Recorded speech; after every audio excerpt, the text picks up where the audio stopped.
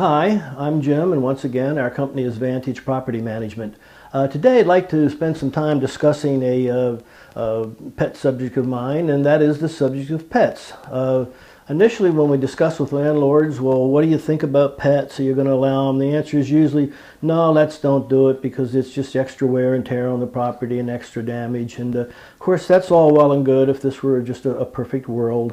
What we've learned, though, is that just about 70% of families in the United States, or at least the ones that are renting in our area, have one or more pets. And quite frankly, they consider that pet to be a family member. They're not going to get rid of little Fido or whatever to rent your property. They're going to move on to the next landlord who's maybe a little bit more accommodating. Well, that brings up the question, and still, what do we do? And the answer is, well, you might consider pets, but with some limitations. An example might be maximum 2 pets, or dogs not to exceed 40 pounds, that sort of thing. We recommend an additional pet deposit on top of the security deposit.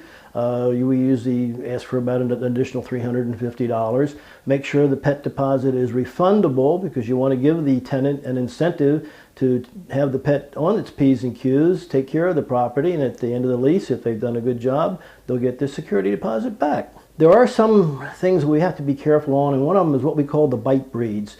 It starts off with the Rottweilers, the Pit Bulls, of course, and there's a list of about 11 animals that have been compiled more or less by the insurance companies.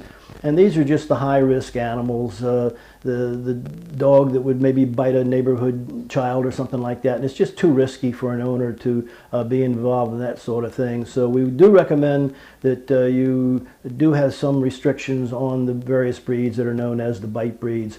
The last area that we're going to mention, and it's kind of touchy, is service animals or companion animals.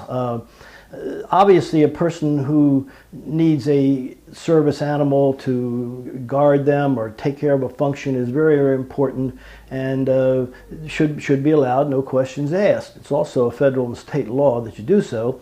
Companion animals begins to become a gray area. Just what service does a companion animal provide? So all I can tell you is it's still a little bit misty as to where they fit into the laws. So just keep your heads up on that if you run into that situation. Hopefully these tips have been helpful for you. If you have some questions along these lines or property management in general, please give us a call here at Vantage Property Management.